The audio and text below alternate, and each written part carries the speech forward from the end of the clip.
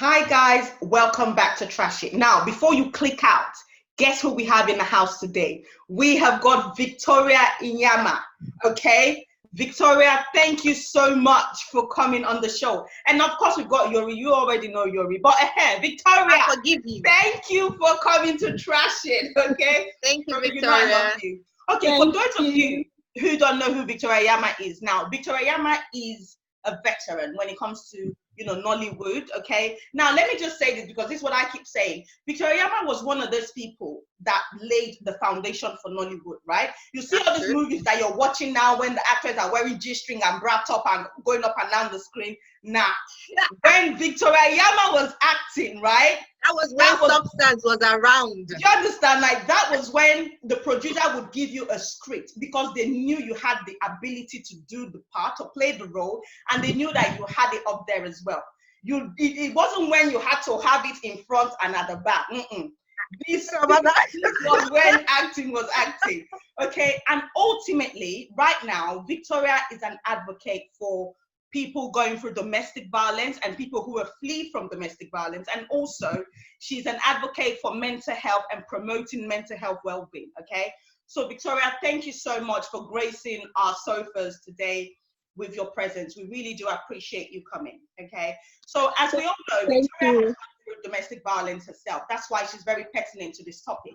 That's why we thought it's better to hear from a victim of domestic violence, okay? So we're gonna dive in and we're gonna ask Victoria questions. So just listen and learn from her experience. Okay, so Victoria, the very first question we're gonna ask you, right? So when you met your partner, you guys were happy, you were in love, everything was going on okay, so it was a lovely relationship, I'd like to think. So at what point did you start to see the changes in his character, and what did you see that made you think, wow, okay, there's something not right here?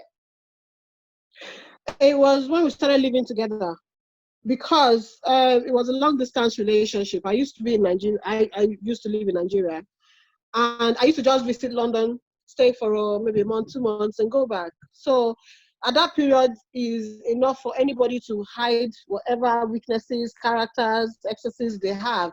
So I didn't really notice the violence bits. There was no violence. There was nothing. It was just cool until I now relocated finally. As in, I think what happened was because I had a choice and he knew I had a choice. Yeah.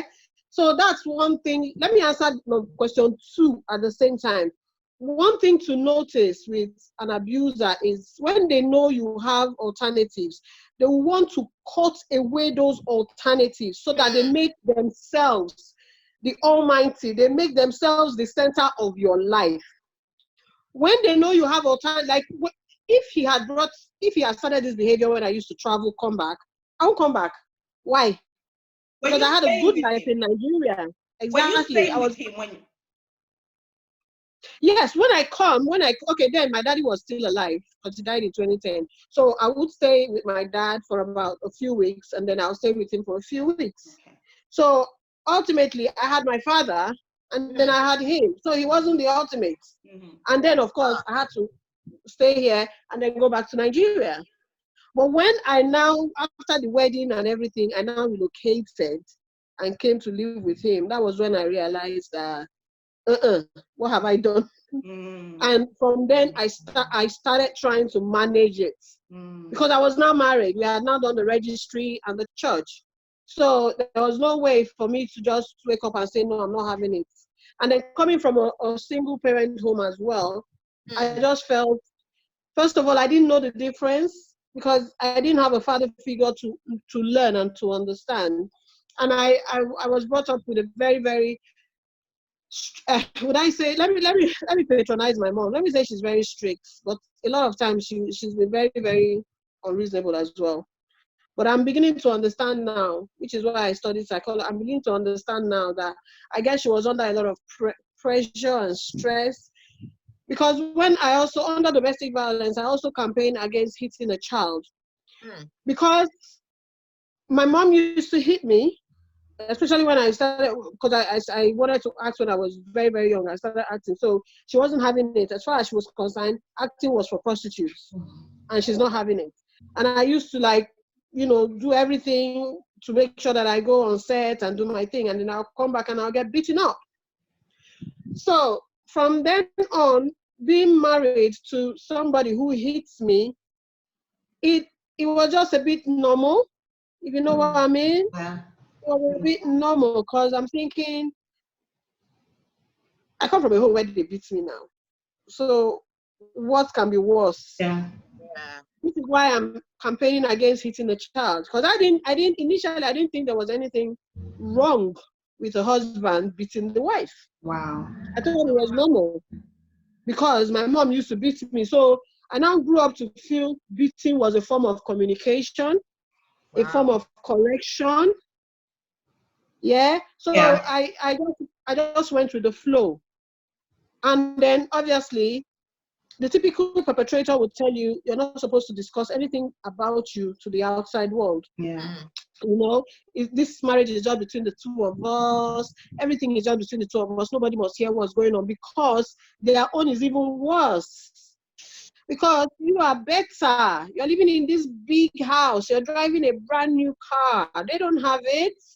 So discussing issues with them, they'll be laughing at you. So the perpetrator puts all that in your head, and then you begin to look at everybody as a suspect. Meanwhile, you are living with the danger yourself.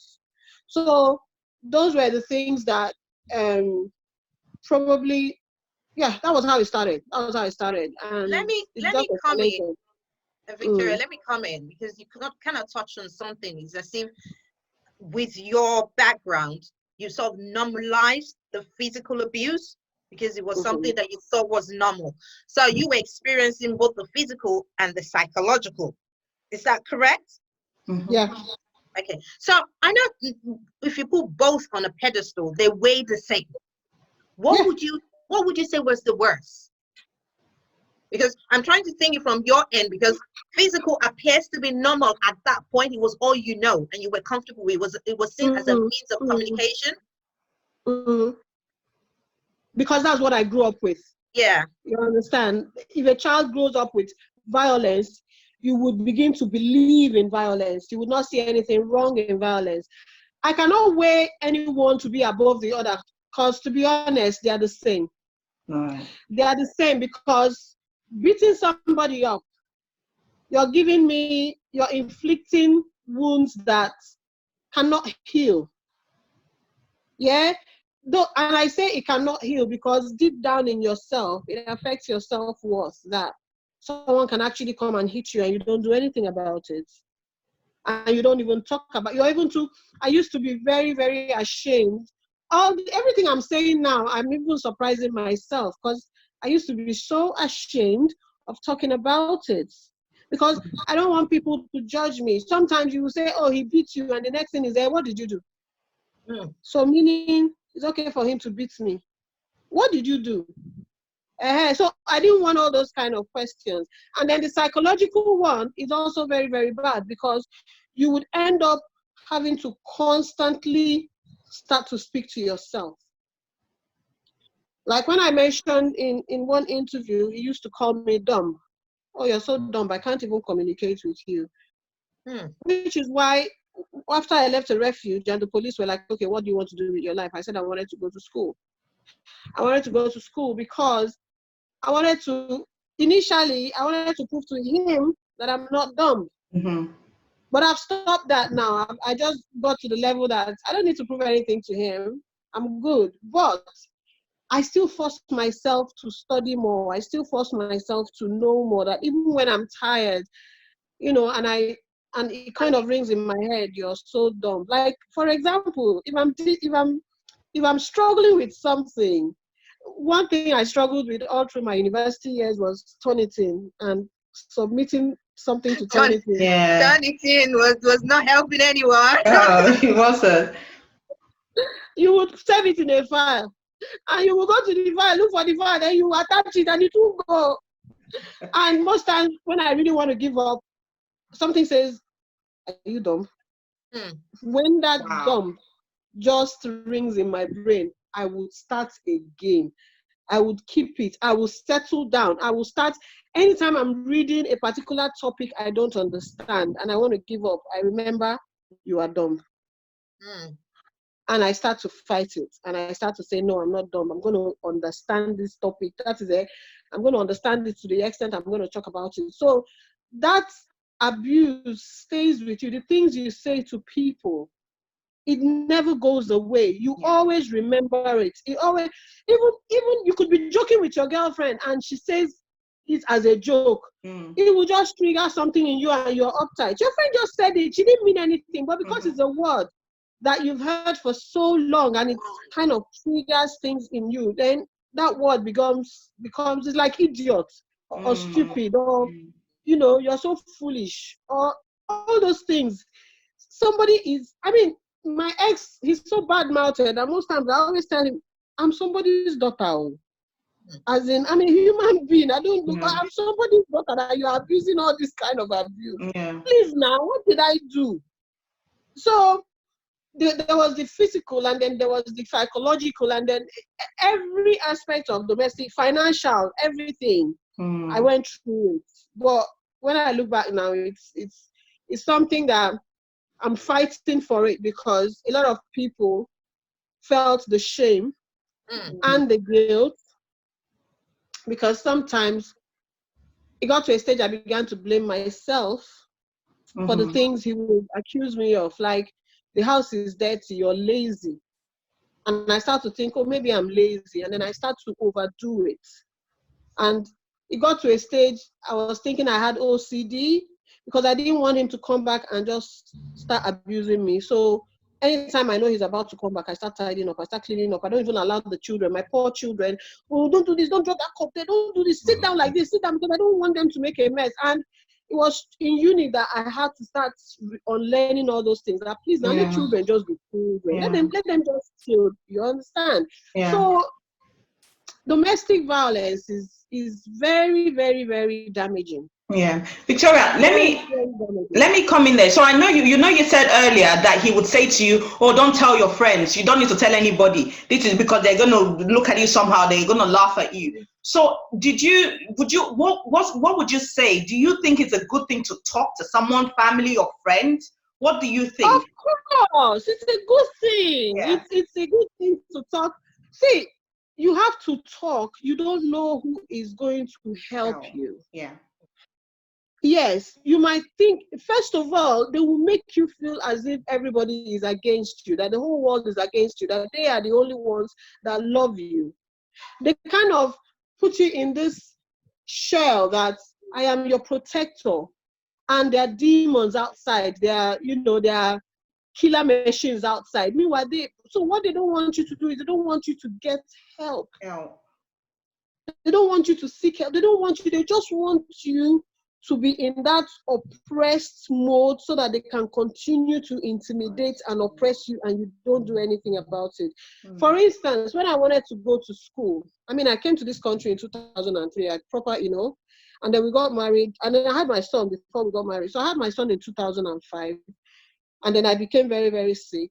But between 2003 and 2004, I was like, okay, let me go to college, because we used to live in Belvedere, and we had Bexley College, just 10 minutes away from the house. And he would say, no.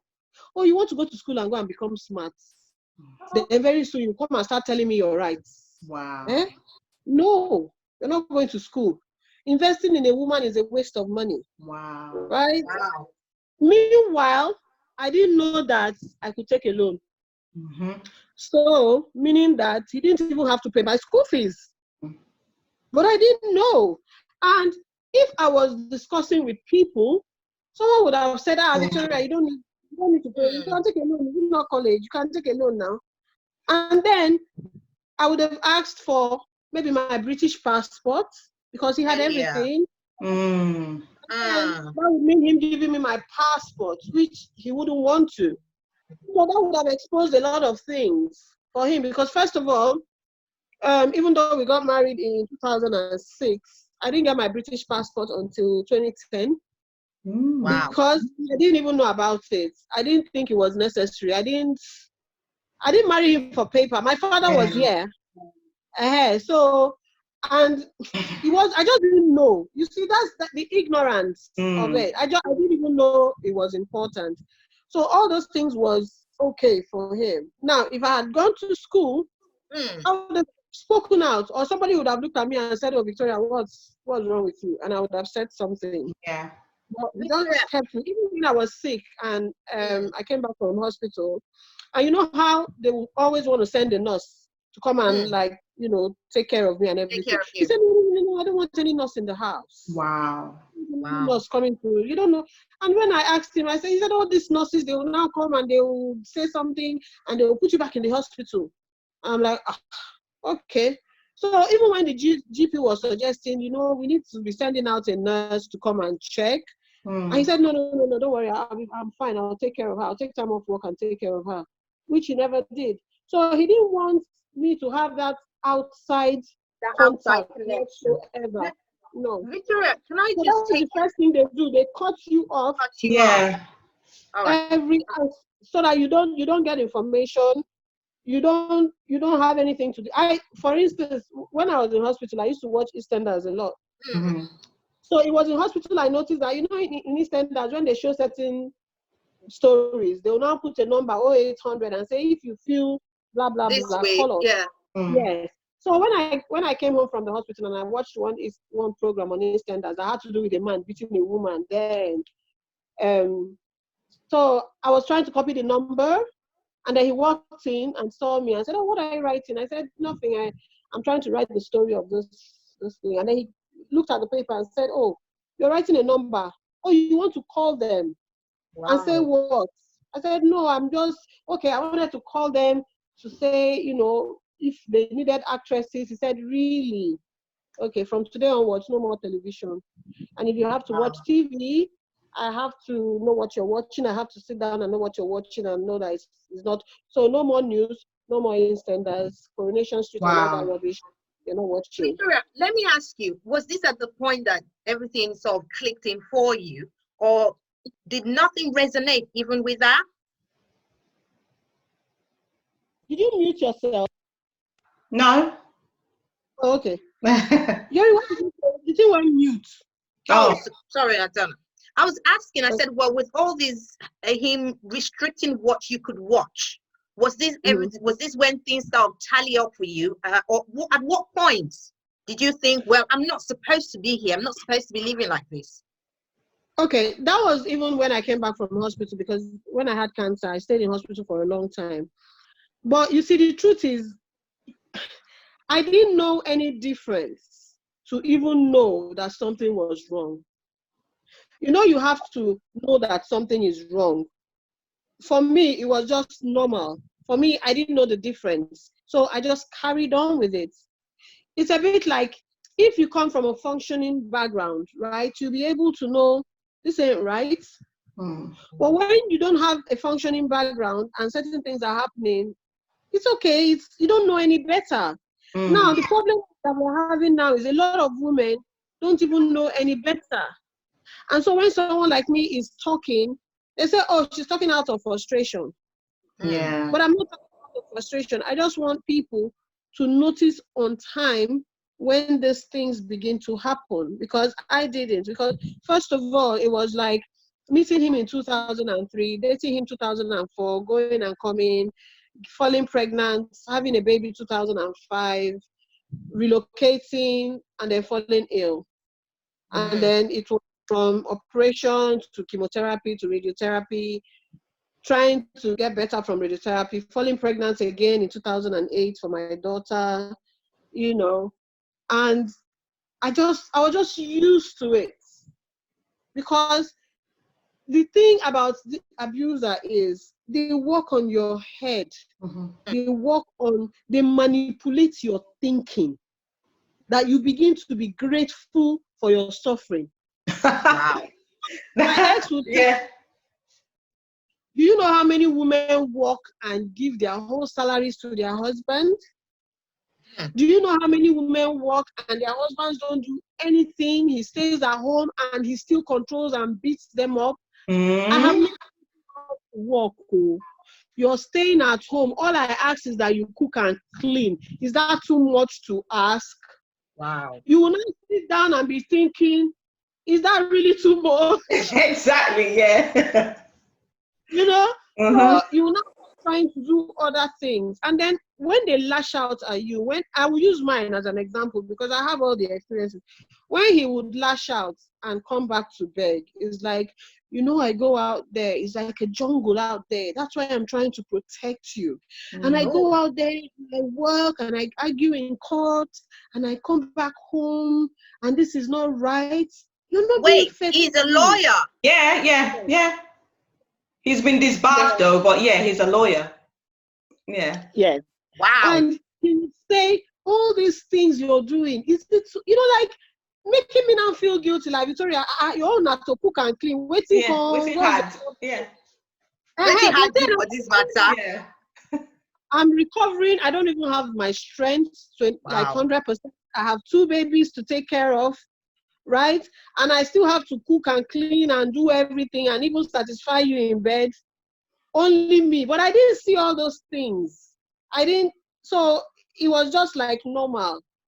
So one thing I'm advocating for is if you don't want a child to grow into an adult to be taking abuse, please don't abuse the child as a child. Because if I feel that the best way I can correct my 11-year-old daughter is by slapping her, then when a man slaps her, in her mind, she'll say, my mommy slaps me when she's angry. So when my boyfriend is angry, it's okay for him to slap me now. Victoria, how did this affect the kids? Did they ever witness all this physical abuse? Yes, they did. witnessed, especially my first son. Because at the time we separated, I think he was about 9, 2014. So he's more aware. Because he used to get beaten up as well. By him? Yes. So why didn't you call social services or the police? No. You didn't know. Wow. Yes. I was proper not though. Is it in Nigeria? I know. That's saying I'll be calling social services. Or is it in London that I don't even have friends? Wow. God. And the few friends I had were regulated by him. Wow. And the ones that were not regulated by him, he was sleeping with. Okay. You're shaking the table. She has those shakes. She scattered the table. The table. The table. We can't fix this table. Sorry? No, but you've heard me talk about. I know. My friend I that know. was. Yeah. I've spoken about it. I have to apologize and everything. I've spoken about it. Yeah. My friend that was actually helping me get well, taking care of me, helping me with my medication, helping me with the kids, everything. I used to beg her to sleep over. I'll beg her to sleep over. And then she will give me my medication, then I'll go and sleep like a log. Oh my days. Yeah, no. I need to settle down and write a book one day. You should. You should. I had a friend, and then everything I would tell my friend in confidence. She'll tell him. So he was always a step ahead of me. Yeah. So sometimes when I want to do something and he tells me, I know this is what you are, you thinking, and he will say, don't joke with me. I am far too intelligent and blah, blah, blah. And then I now started feeling, this man is very intelligent, so I better, in fact, he knows what I'm thinking. Because when I'm thinking something and I'm telling my friend and she's telling him, and he's now coming back to tell me what I'm thinking, it never occurred to me that he was sleeping with my friend. Meanwhile, it was my friend's, because they are twins, it was her twin sister that actually used it to abuse me, calling me Mumu. You are there. They are collecting your husband. You don't even know. Foolish girl. Wow. Because it was one of those days in it snowed. Was it in 2009 or 2010? It snowed in February. And so they came to visit me. She and her sister came to visit me. And when the snow started, her sister said, let them go. So I said, no. You can go, but she's staying with me. So the sister said, look at this stupid one. My friend, come and get up here, let's go. I said, she's not going. So they started exchanging words, and the sister started calling her husband snatcher, idiot, homebreaker. And I flipped. Why are you calling her husband snatcher? Idiot. Because you're married and she's not married. What you do to your sister is not fair. Please leave my house. She said, you are a fool. I said, leave my house. I threw her sister out of the house. Wow. And then the main chick, I don't mind your sister. Don't mind her. And then we went and we slept. I slept. I don't know about her because they used to do cookie in the office, everywhere. I didn't know. And yeah, so everything, so he put me in that compartment. So even when these things were going on, what actually saved me with the kids was the school. Mm. Because the school, the kids would go and tell the school what was happening. Yeah. And then the school now called social services. That was how I left the house in the first place. Right. That's good. Yeah. Because so many events would happen. Like the first one that happened in 2013, where he hit me, and I didn't. I was crying and blah blah blah. And I think a passerby called the police. It was about 6 a.m. and it was all about having sex early in the morning. And I had just come to bed. I was tired, and he said he wanted, and I said, okay, early in the morning, please, I'm tired. And early in the morning, he just hit me. He didn't even like do it in a nice way. It was that like, I want to have sex. So I just woke up and I was like, even if I was a prostitute you picked in Soho, is that how to call somebody? I mean, I'm not having sex. So then he just went on full-blown beating. So I started screaming. And I think a passerby now called the police. So when the police came, obviously they saw me and everything and wanted to call the ambulance. What happened? And I said, I can't remember what happened. Did he beat you? I can't remember. You want to go to the hospital? No. Did he rape? Okay, so the police lady was asking if I needed an ambulance or anything, and I said no. Now, what she told me that day, even though I was filled with fear, but she said something. She actually told me she's from Poland, and she used to witness her dad beat her mom. In fact, that's why she became a policewoman.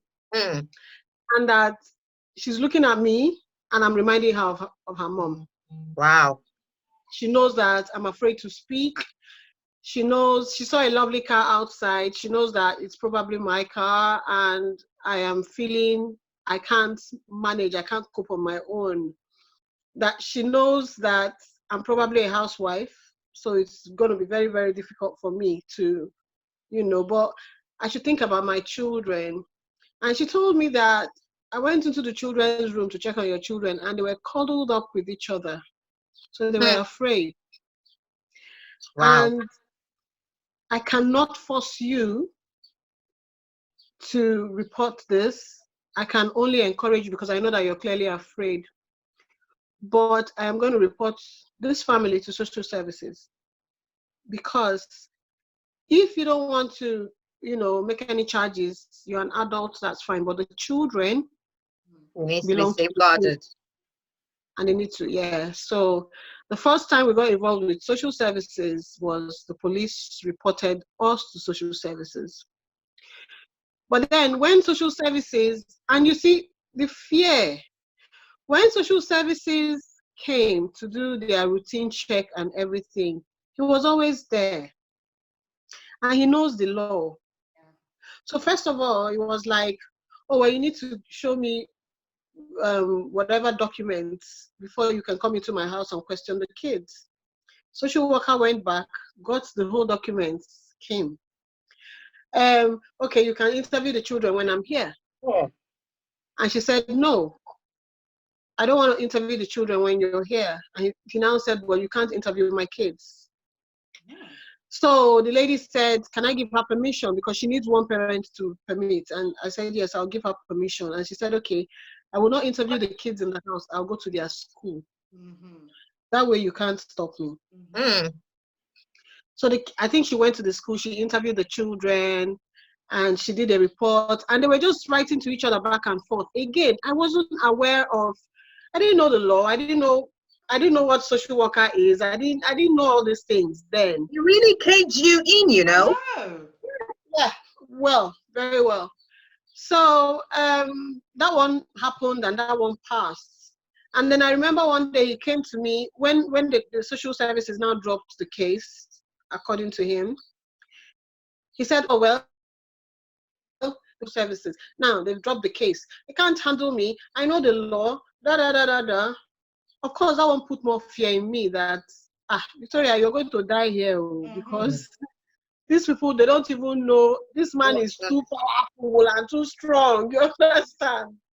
So what the children did, they put what the social services did, they put the kid's name under child protection, because in their words they said, well, he's going to do something again. It's just a matter of time. Yes, and this time around, yeah, because if you hit the mom, you would definitely hit the children. So let's wait for that time. Again, I think it was on the 13th of June, 2014, he hit the kids. And what saved me was that I wasn't home. So again, I heard about it. And my issue was that I didn't do anything about it. But the good thing was I allowed the kids to go to school, and they went to school and reported it. And again, when the deputy head reported to social services, they were like, we knew he was going to do something. Do something like this. So now they were coming to take the kids. And while coming to take the kids, they now called me, because it's a Catholic school. So usually when I drop the kids off, I go in for mass. And I was still in church. So I now came in and they said, oh, we've called social services because it's looking like you cannot protect these children. So we're going to have to take the kids off you.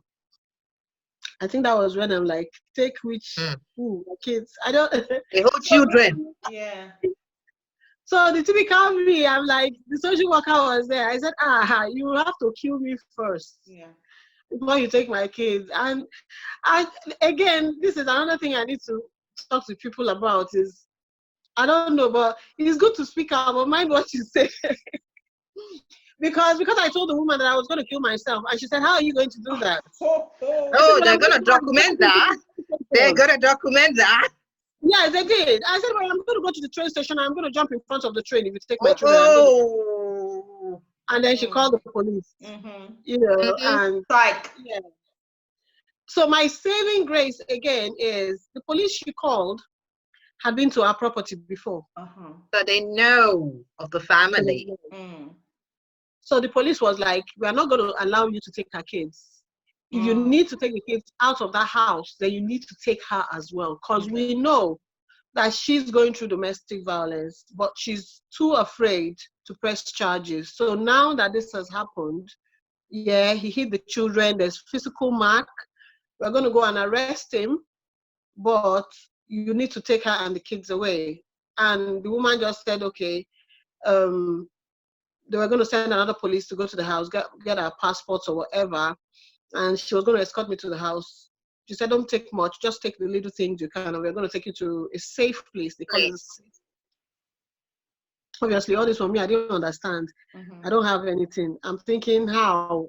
I don't have money. I don't work. He's there. And they said, don't worry, we'll sort that out. And so I chilled. So they took us to this place in Essex. It's a women's refuge. Ooh! It's a women's refuge, in Essex. And that was it. That was how we left. But again, leaving did not solve the problem, because I was still afraid. I didn't know what to do. I was just lost in the whole moment. But the police, I didn't even know they had a domestic violence section of the police. They do. Mara as well. I didn't know about that, yeah. So the one in Kent is in Sidcup, actually. The one that deals with a lot of people in Kent, they're in Sidcup. So it was from there that they kind of tried to make me as comfortable as I could be. And even in regards with me going back to study, they were like, okay, what do you want to do? I wanted to study. And they have this dealings with most universities as an adult student, where if you don't have GTSC or stuff, you can take exams. Okay. Or you can do a beginner's course and then you start. All right. So for you, Victoria, let me come in a bit there. Did you ever think of, and I'm sure at some point, did you ever think after all this, I could have done more? I don't think like that, because again, you have to be aware of what's going on. And you for you weren't. to say, I should have done. If this was happening in Nigeria, for instance, you know, Nigeria now, Mm-hmm. they They are will going set to really him like, up. Yeah. uh-huh. They'll Even set if him it up. like, and call some of my guys and say, Mm-hmm. this man slapped me, oh, how Uh-huh. far? Mm-hmm. So for coming to England, where I've been brainwashed to believe that everyone out there is against you. I Mm-hmm. am all you got. Mm-hmm. So over the years, even when I think the first time I caught him having sex with his secretary was I was 7 months pregnant with my first. Wow. And I've always suspected him and the girl, but again, I wasn't sure because if I go to the office, she has this attitude. She was the office manager, some South African girl like that. Damn. She always had this attitude, yeah. And anytime I ask him, he'll say, she's working, and you will just stroll in. Of course, she wouldn't like that. So stop coming to my office. Mm-hmm. Okay, sorry. Anyway, so one time like that, I was pregnant, and he always traveled. We had 2 firms, one in London, one in Manchester. And he would stay like 4 days in London and the remaining 3 or 4 days in Manchester. Anyway, he would leave without giving me money. I'm heavily pregnant. Most times I don't want to I don't want to eat what I've cooked. I want to eat McDonald's or something. Mm-hmm. And he wouldn't give me money. So this particular time, he traveled, didn't give me money. I had to go to his friend, Emmanuel, another lawyer, to beg him to give me money. I wanted to buy medicine. And so Emmanuel gave me some money. And I went to Manchester then. And whoa, this was on the 24th of August, 2005. I remember. And I walked into the house and they were having sex. In your house? Yes, because we had another house in Manchester, in Capricorn Road in Manchester. And I don't know, I was heavy. You know, when you can't talk, when you see something and you start choking inside, and you want to talk, you can't talk, you know, like. And when they finished, the girl just turned around, looked at me. Wow. So basically, the girl was like, well, you came to my territory. Yeah. I didn't come to your house. You came here. But the house is still our house. Oh, yeah. Anyway, he apologized. And that was when he bought me my first car. Wow. My first car. It was a Mercedes A-Class. You know that small A-Class? Mm-hmm. That looks like a Tetris. Yeah. Yeah, so he went and bought me the A-Class and wired £3,000 to the girl to apologize. Eh? I saw it in his bank statement sometime later, and I checked the date. It tallied with the time you got the car. Yes, and the time that the incident happened, I said, okay. When I asked him, I said, oh, what about this £3,000? Oh, you know, she's the office manager. I always give her bulk money to hold and run the office. Really. Wow. You know, Victoria, you know, when you when you were taken away with the kids to the refuge, did you ever have contact with him again? Did the kids ever have contact with him after that? You know what? Yes. Wow. Yes, because I was afraid. Now, you see, that's why when I lash out at pastors, people think I'm antichrist. I had 2 pastors I used to run to, right? One has passed on. One passed on 2 years ago, and the other one is still there. Now, the other one, I saw like a father figure, and we used to go to his church in Bexley. And he would tell me, Victoria, you cannot deny a man access to his children because God will punish my enemy if you do that. Okay. The British system specializes in separating homes, black homes. Don't let them do this. That your husband beats you. He's only correcting you because he loves you. This is from a pastor. He knows himself. I pray he watch. I will post this I'll post it so that, because he always watches it. He watches everything I'm saying. Now, there was a no molestation order when I was in the refuge, but I didn't know what it meant. And the pastor will still tell me that now you're in refuge, you're vulnerable. Please make sure you come to church. And every Wednesday evening and Sunday morning, it takes me 1 hour, 20 minutes to drive from Essex, Swan Bush, to Sidcup. Yeah, it was in Sidcup. Yeah, somewhere in, there's this school that they were using then, where the church is, to make sure that I take the kids to church. Now, whenever I'm coming, he would tell the man to come to church. So, even though he would not see me, he would see the children, and then the children will run to him and greet him. He knows the law. Yeah. I don't. I don't know what a non-molestation order is. I don't understand it. He's a lawyer, so he knows. So he covers his track by not talking to me, but he talks to the children. And not that he goes to the children will run to him. They are kids. The children will run to him, so that I'm sure he was doing that in case anything happens. He will say, oh, but the children ran to me. Now, all these years as well, this guy was using my name for business, to run a business. And this same pastor told me that, okay, now you know you're in refuge, and they're going to sign you up for a couple of benefits now because you don't have money. And if they find out that you're claiming benefits and you own a company with properties, that's fraud. You go to prison. So if you're going to come to church, your husband has given me one form that you fill and sign. So basically, you will sign off as a director in the company. Whoa. So that you will not go to prison. So I remember telling him, Pastor, let me give it to my support worker because I don't understand all this. He said, would you rather trust the Holy Spirit or the support worker? I am speaking to you with the authority of God that you should come and sign off as a director in the company. And you're saying you want to speak to a human being first? Wow. So I said, okay, Pastor, I went to church on a Sunday. He gave me the form. I think at that time we had about 30 properties because he has properties everywhere. And I signed off. And later, when I told my support worker, she said, Victoria, all those properties were in your name. You were the director in the company.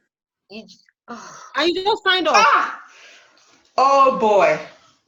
I went back to the pastor. And I know. And I said, Pastor, but you didn't explain this to me. Hey, but me, I'm a pastor. I don't know. I said, but Pastor, you said I should sign off as a director of the company and blah, blah. This man told me in his words, Victoria, I spoke to you from the authority of the Holy Spirit. I did not put a gun to your head to make you sign that document. If you have an issue with the decision you made, I advise you to go back to the Holy Spirit and dialogue with the Holy Spirit, not with me. Wow. Because I only did it based on the authority of the Holy Spirit and the authorization. So if you have did I put a gun to your head and tell you to sign any paper? So go back to the Holy Spirit and talk, which is what I'm doing till today. Yeah. I'm still talking to the Holy Spirit. And I know that the Holy Spirit will vindicate me. So, obviously, coming to financial abuse as well, under domestic abuse, that one, I have good examples. Because even though the fear of, I still allowed him to see the children, he started now using the children to control me. And it got to a stage where social services got involved again. And this time around, they were like, if you don't stop him from seeing the kids, you're going to come and take the kids. Yeah. Because it's looking like you're not strong enough. Meanwhile, don't forget that I am still under their radar because I threatened to kill myself. Yeah. So every little thing, they think I'm suicidal. Yeah. And me, I love my life. I cannot, you don't pray for that, but, And to me, initially, all these things were the things that made me go to study psychology, because first of all, I had to understand myself, and I had to understand him, and I had to understand how people were so full of shit. I still allowed him to see the kids until what he would do, he would buy the kids expensive things. And if you tell him anything I'm doing, he will buy you more expensive things. If you don't tell him anything, he won't take you out for shopping. So he started using the children to manipulate me. The children started getting a bit rebellious, confused, upset. Then he now registers my son in year 7 in a private, expensive private school. The fees was about £30,000 in Canterbury. Wow. And he started telling he started telling my children, oh, you know, your mom is poor. She grew up in Nigeria, some forest in Nigeria. I want you to be posh. So I'm sending you to this expensive school. I don't want you to be like her. So basically what he brags to his friends, oh, I'm going to take the kids from her systematically. I'm going to put all the children in a boarding school. Wow. That she cannot afford to pay for. Yes. Yeah. That way, when it's time for holiday, they will come to my place for holiday instead of her place. So he puts my son in. Meanwhile, he's not all this while, he's not paying child support too. He's not giving me £1. But he's paying £30,000 for school fees for a boarding school. Now, I had 2 fantastic friends, because initially I said, oh no, my son is not going, blah blah. And I remember this lady, one is Helen and one is Joy. And I said, Victoria, let him go. If you don't let this boy go, tomorrow this boy is going to be against you. This boy will say, oh, my father wanted to send me to heaven and you stopped it. So let him go. And you will see that he will change his mind. And that was what happened, because you now put him into a boarding school that a lot of the people in that school have been in that school from reception. Yeah. They are used to the work. They are used to the system of study. It is different. My son is doing Latin and philosophy in year 7. How? Like, mommy, which one Latin? My son is having all these great. He just said, Mom, I can't deal with it. And then you find out that the children in that class are different, and they are not patriotic to us, Black people, whatever. No. So except your father, I mean, my son was going to school with someone like the son of the chairman of, is it Mobile or one of these big oil companies. Now this boy, during holiday, half term, 4 days, he's in Dubai. He's in this big hotel that they pay £5,000. And he'll be showing my son the receipts. Oh, my dad just paid this. I remember when iPhone 10 came out, I'll be iPhone what? Oh, my dad just got me this phone. This boy was using a Tagore phone. Tagore. I'll be tagged. I'll be waiting that they call that phone. Yeah. Mobile phone. My son was even like, I said, the tag, I know they make wristwatch. They make wristwatches. Yeah. And the wristwatches ain't cheap. No. The wristwatch ain't cheap. So imagine their phone. I'm thinking, I said anyway, and this Chinese boy, very rich, it was just different from my son. And then, unfortunately, he started being bullied by other children because he had his girlfriend's son in the school as well. He wasn't paying me, because I keep saying it. I don't know how to share this video so that they will all hear. He was, now this boy, now this boy would go and be telling everybody in school about what's happening in the home front. To the extent that, I remember in school, he once told them that his mom was better in bed, which is why his mom had been kicked out. Okay. Yes. Okay. Interesting. I heard. Yeah. He got expelled because when I wanted to take my child out of school, we've expelled him. And I said, yes, but he has told everybody in the class. So when my son goes into class, they're looking at him like sideways. Oh, your mommy. Yeah, you understand. So I had to involve social services because I had to make a case with the school. My son was being bullied. He's not happy. He's not functioning. And I needed to take him out of the school. And, you know, private school is a business. They didn't want to lose all that money. So they now started expecting me. So I had to even tell the school that, okay, let me just tell you people, this is what's happening in the home front. And they were very supportive, and they put the boy under counseling and stuff. But he would just tell me, Mommy, I don't like that school. So I had to fight with my social worker, change his school, brought him out of the school, change the school. And he would just continue to manipulate the kids against me. Yeah. It got to a stage, the social services were like, he needs to stop seeing the kids if you want to bring these children up. Because they go to his house for weekends. Today he's with Angelina. Tomorrow he's with Uche. Next tomorrow he's with Maureen. So every time the kids are there, there's a different woman there. And then my kids have nut allergy. And there was one time that his Ghanaian girlfriend made groundnut soup, and my son ate groundnut soup. And started having a flare-up.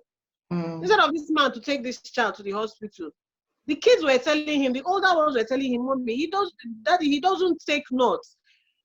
The girlfriend herself that plans to kill my child, my senior son told her that he doesn't eat nuts. He's not going to eat this soup. Give him something else. And she said, well, you either eat here or you go to your mother's house. Okay. Poor child ate, and this is the youngest. He ate. Started having a flare out. His eyes started swelling. You know, like you can actually pop his eyes. Rashes all over his body. And then he started struggling to breathe. And this man, instead of taking him to the hospital, brought him home. I just looked at my child. I put him inside car. I don't live very far from Darren. I just ran to Darren Valley, straight up. I told them what happened. Let them save his life first. Which is one of the reasons why the court granted me full custody that he's not allowed to see the kids before that notice. Okay, Victoria, let me come in here, and just before we round up, I mean, this is a lot. Okay, you're barely, or you haven't held anything back. Just before we round up, just give us 2 major advice that you would give to people going through domestic violence. Just 2 major advice, what they need to do to get themselves out of that situation. See, getting someone out of a violent situation is very tricky. Very, very tricky. You have to be strong. You have to be very strong, and you have to have alternative arrangements. Especially where there are children. You can't just get up and walk. No. Because you need to explain to the children that, oh, you're not going to have your warm beds anymore. You understand? So you can't. And then, again, environment matters. Walking away in Nigeria is different from walking away here. Walking away in Nigeria might not be possible, because even your family will send you back to the house and say, no, go back, let him beat you. So in Nigeria, they don't understand this. I don't know if it's because they don't understand it, but I feel because the parents, some of our parents are even barbaric and violent. So they do not see anything in him beating the child, because when you beat a child till the child grows and lives, and somebody else is beating, it's not new. It's not. So in Nigeria, I'm still like screaming, and I will keep talking about it. So telling someone to live in Nigeria is almost impossible. If they leave, where would they get money? Well, here we have safe homes. Do we have any shelters in Nigeria that is well catered for, where they can even give you 3 square meals plus your children? Now here, the problem with the people here is either immigration or fear. Okay. But what I always tell people is, forget immigration, talk. Okay. Nobody. Let me butt in there for 2 seconds. Because I'm kind of conversant with this area of work. If you are going through domestic violence, okay, as Victoria shared, reported in the UK, and even if you are under immigration control or you've got no leave, there are voluntary organizations that you can work with, one being the Lewisham Migrant Refugee Network, and other organizations. Even you can apply to the Home Office, so something called DDV concession. So they will look at what you have at the moment, and they might put modalities in place. I don't want people to think because I'm unlawfully present or I'm here on a spousal visa, I can't do anything. You can. Yeah. So I'll go back, because I just wanted to quickly put that in. I'll go back to Victoria and let her finish up. Yeah, but that's true, because people need to hear this, because a lot of times Even on my DM right now, I have a lady, I think I'm going to have to refer her to you. Okay. I have a lady who is going through something like that, and she is afraid. I just told her, I can't talk to you until he's out of the house, and don't try to contact me when he's around, because you'll be putting yourself at risk. So I always tell these ladies that if it is about immigration, please, all the same, if you call the police, for instance, now there are even codes on calling the police if the person is there. Right? Now, even if you call the police will not ask you for your status. They will help you first. Right? So don't be afraid to talk. Then again, there is culture. I call police for my husband. All these Nigerian girls, they marry them from Nigeria. They will now come here and open eye. Please, no. My dear, you do not even know half of what women are going through in this country, in this United Kingdom, in the name of marriage. But the fear, the children, he's the main income earner, I don't work. And I always tell them, it doesn't matter. What do you want? Because I cannot tell anybody to leave. I cannot tell them to leave, but you have to make up your mind, what do you want to do? Now, when you now make up your mind on what to do, there is help out there.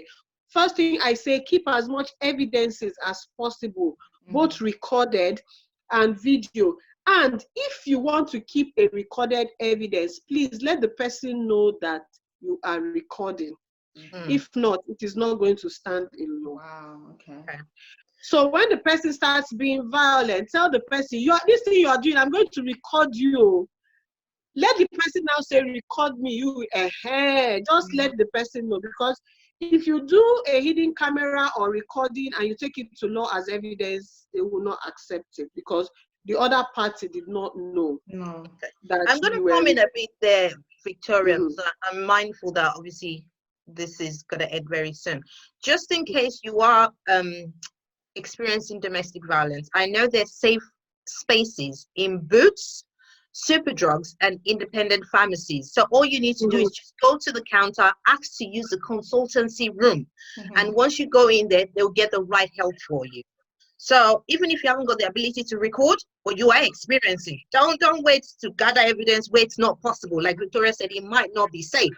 This will be another avenue for you to do, and then help definitely do come. Right. Yeah. Okay, so Victoria, what you're saying, the advice you're giving people out there is to report it when it's safe to do so. Yeah? Yes. Report it and speak out. Speak to somebody. It could even be your neighbor. Yeah. It could even be your neighbor. I want people to stop feeling ashamed of this bad situation. Don't be ashamed. There's nothing. Let people will laugh at you anyway. Yeah. So, but as long as they are laughing and you are getting yourself the opportunity to live again, to be able to take care of your children, then you don't, because a lot of times you're like, if I talk, they will laugh at me and they will mock me. Let them mock. Do you know how many people mock me? I don't care. They would even come. It's because you talk like this, that's why you don't have a husband. Hello? That's not important. What's important is that I'm still here. And there are still women dying. In this lockdown alone, women that have died from domestic violence, which is why the government has. So please, speak out. Call your neighbor. If you talk to the first person and the first person is telling you is being dismissive, don't worry, it will change. Let me tell you the truth about an abuser. They don't change. You see that first push, that slap, the push will turn into slap, will turn into full beating. He will not change. Yeah. You may end up dead. Yeah. And yes. Listen. And when you end up dead, I always tell people the truth. I told one woman, I said, I'm not going to tell you to leave, but let me tell you the truth about the prison system. The person ends up dead. Worst case scenario, 10 years. 10 years, you do 5.5, you do 6. You're back out. Even annoy you the most. Yeah. Our prisons are fine. I don't know. You can come out of the prison with a certificate and you went in with nothing. So, good in the prison. You have medical doctor there, you have gym. Yeah. You have television. You have games. You have common games. You have games. See, the only thing you're missing is that you're not seeing the outside, Exactly. physically seeing the outside world. Yeah. You can go out to the compound and play and do everything. Right. So you where don't die, you don't die. You're lost. Exactly. You're On dead. that note, Victoria, we're going to end it. Guys, this is unbelievable. Okay, Victoria has said everything there is to say. I don't know, this is like a lived experience. So this is not us coming here to say, maybe you shouldn't. No, this is a lived experience. So please, go back and watch the video if you didn't hear some things. Rewind it, fast forward it, do what you have. But please, I didn't talk any matter. I need to discuss all those juicy matter. She caught him.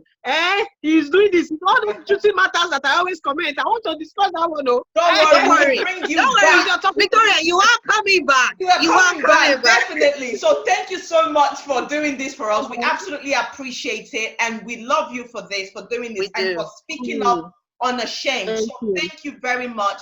And once again, guys, thank you for watching. Thank you for subscribing. Share, because you are not going to get this anywhere else, okay? Until next time, thank you so much. Thank you, Victoria. We love you. Thank you.